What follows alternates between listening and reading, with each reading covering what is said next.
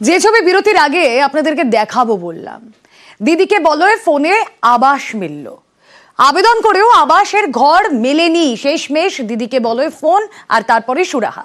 দিদিকে বলয়ে ফোন করে আবাসের তালিকায় নাম উঠেছে মাথাভাঙার বিজেপি নেতার। স্থানীয় পঞ্চায়েত সদস্য বলছেন, এতেই স্পষ্ট তৃণমূল সরকার রাজনীতির রং দেখে কাজ করে না।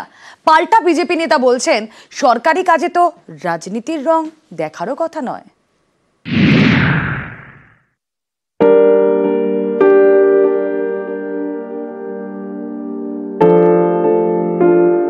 টিন দিয়ে কোনো রকমে ঘেরা ত্রিপলের ছাউনি, এই ভাঙাচোরা ঘরে থাকেন মাথাভাঙার বিজেপি নেতা সুরেন্দ্র বর্মন। তার দাবি, আবাসে আবেদন করে ঘর মেলেনি। শেষমেশ দিদিকে বলয়ে ফোন করেন, তাতেই কাজ। নাম উঠেছে আবাসের তালিকায়। মঙ্গলবার তার বাড়িতে যায় সার্ভে টিমও।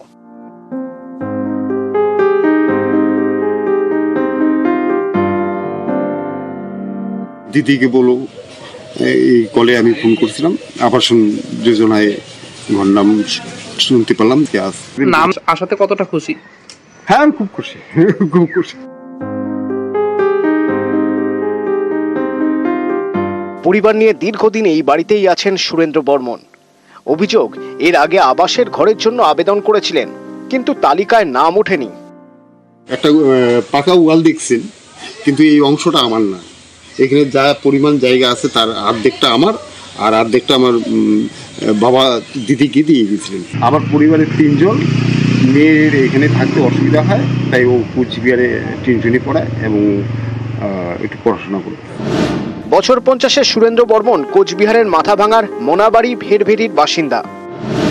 পচাগড় 4 নম্বর মণ্ডলের বিজেপির সহ সভাপতি।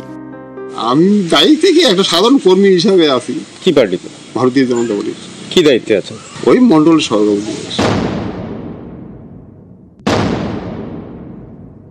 উনি বিজেপি করে আমরা জানি, আর আমাদের মানবিক মুখ্যমন্ত্রী, উনি দল দেখে কোনো কিছু প্রকল্প কোনো কিছু বাদ রাখে না, দল দেখে না আমাদের দিদি।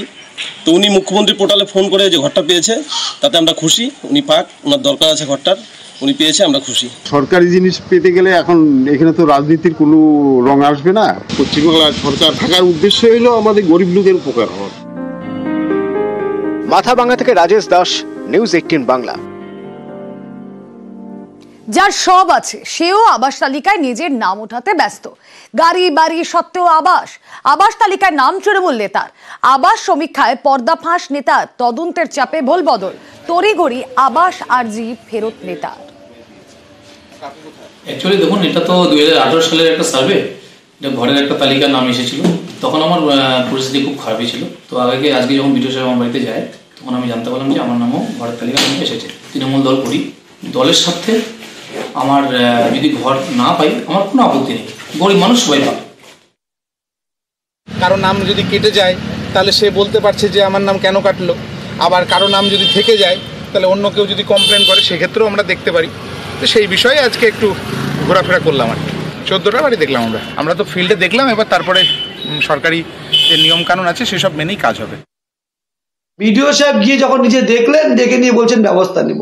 প্রত্যেক যদি পঞ্চায়েতে যাওয়া যায়, আমরা যা অভিযোগ করেছি পার্টিকুলার নাম দিয়ে সেই অভিযোগের সত্যতা প্রকাশ পাবে, যে কি হারে দুর্নীতি হয়েছে। প্রত্যেকের বাড়ি যারা অবৈধভাবে পেয়েছেন, তাদের এই নামের তালিকা থেকে বাদ দেওয়া উচিত।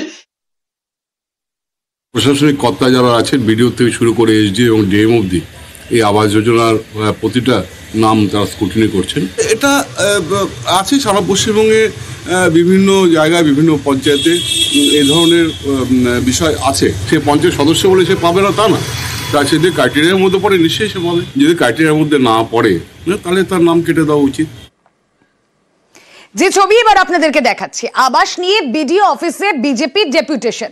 বিডিও অফিসের গেট ভেঙে ঢোকেন পদ্ম নেতারা, আর তাতেই হুলস্থুল পড়ে যায়।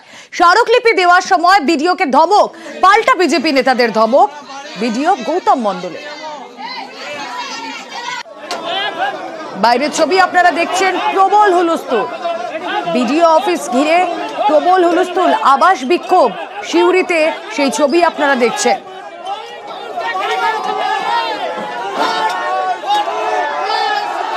তারপর গেট খুলে ভেতরে ঢুকে পড়েন তারা।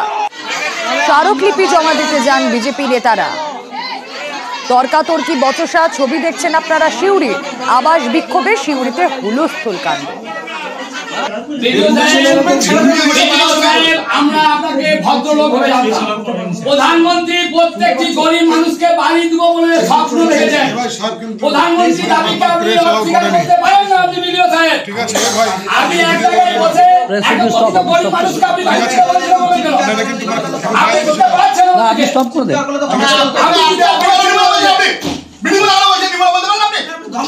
ডেপুটেশনের বিষয়টা ছিল আবাস যোজনা যেটা নিয়ে আমাদের চলছে সেটা নিয়ে, তো আমাদের কিছু বক্তব্য ছিল সেগুলো আমরা শুনলাম।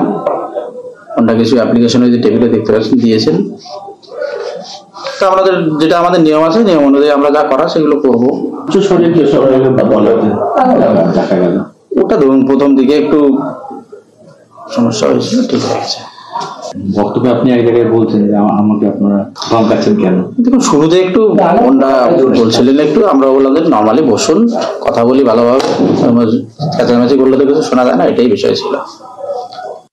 না না, কোনো বাক বিতণ্ডা হয়নি। আমরা স্মারকলিপি দিতে এসেছি। স্মারকলিপির সঙ্গে আমাদের ১,৫০০ মানুষের আবেগ সঙ্গে যুক্ত ছিল। আমরা তো ব্যক্তিগতভাবে কেউ না, যাদের পাকা ছাদ নেই মাথায়, কাঁচা বাড়িতে তারা বাস করছে, এবং তাদের দাবি জানিয়ে আমরা বললাম যে এদের যে আপনাদের সরকারি তথ্যে সরকারি নথিতে এদের নাম ছিল না, এই বাড়িগুলো কে দেবে? ভিডিও বলছেন, জানালেন তিনি যে তিনি এ নিয়ে আলোচনা করছেন, আলোচনা করুন। আমরা বলেছি যে মানুষ বসে আসে, আপনাকে এদের সামনে এসে বলে যেতে হবে। উনি বলেছেন যে ঠিক আছে আমি যাব, আমি গিয়ে কি করা যায় আমি পরামর্শ করে আমি জানাবো। আর এদিকে বিতর্ক এড়াতে আবাসের ঘর ফেরত। আগে বরং আপনাদের ছবিটা দেখাই। পাকা বাড়ি থাকা সত্ত্বেও ঘরের আবেদন করেছিলেন, দেখুন বাড়ির ছবিটা। পাকা বাড়ি রয়েছে কিন্তু তা সত্ত্বেও আবাসে আবেদন। আর বিতর্ক এড়াতে এবার আবাস আর্জি ফেরত। পাকা বাড়ি সত্ত্বেও আবাসের তালিকায় বাঁকুড়ার ছাতনা পঞ্চায়েত সমিতির কর্মাধ্যক্ষের নাম সামনে আসতেই প্রত্যাহারের আবেদন। 18 সালের আবাস যোজনার যে সার্ভে হয়েছে তখন মানে আর্থিক অবস্থা খুব শোচনীয় অবস্থায় ছিল। আর এখন বর্তমানে কিছু পয়সাপাতি করে একটা ছোট্ট বাড়ি করেছি। বর্তমানে পশ্চিমবঙ্গ সরকার যে আবাস যোজনার বাড়ি দিচ্ছে তার তালিকায় আমার নাম নথিভুক্ত আছে। কিন্তু আমি মনে করলাম যে আমার থেকে আরো অনেক দুস্থ ব্যক্তি যাদের সত্যিকারের পাওয়ার যোগ্য, সেই হিসাবে আমি তাদের কথা বিবেচনা করে আমার মানে আবাস যোজনার বাড়িটি বাতিল করা হয়। তো আমার বাড়িটার আইডি নাম্বার থেকে অন্য কাউকে দেওয়া হোক, আমি অত্যন্ত খুশি হব এবং আনন্দিত হব। যেখানে তারই গ্রামের একেবারে গরিব মানুষ, তার নাম লিস্টে এলো না আর তার নিজের নাম লিস্টে চলে এলো, তাহলে 4 বছর আগে ওই গরিব মানুষটা তো গরিব মানুষই ছিল, আর 4 বছর পর তিনি এতই বিত্তবান হয়ে গেলেন যে আজকে তিনি সরকারি আবাস যোজনাকে প্রত্যাখ্যান করছেন, কারণ তিনি বাড়ি বানিয়ে নিয়েছেন। কিভাবে তিনি সেই বাড়ি বানালেন? কি এমন কাজ করলেন 4 বছরে? আসলে এই ধরনের দুর্নীতির টাকা, আবাস যোজনার টাকাতেই ওই বাড়ি বানানো হয়েছে। এখন দেখছে জনবিক্ষোভ এমন পর্যায়ে পৌঁছেছে যে এই কাজটি যদি করে তাহলে ওই বাড়িতেই তাকে হয়তো ঘাড় ধাক্কা দিয়ে বার করে সাধারণ মানুষ বাড়ি দখল না নিয়ে নেয়। তাই তিনি এখন সৎ সাজার চেষ্টা করছেন। ওনার যে স্যাক্রিফাইস সেটাকে আমরা নিশ্চয়ই সাধুবাদ জানাচ্ছি। আর বিজেপি যে বারে বারে অনেক রকম অপপ্রচার করে যে তৃণমূলের আবাস যোজনায় ঘরগুলা তারা কক্ষিগত করছে, কিন্তু এটা সর্ববার মিথ্যা। তার একটা জ্বলন্ত উদাহরণ এই সুকুমার চ্যাটার্জি।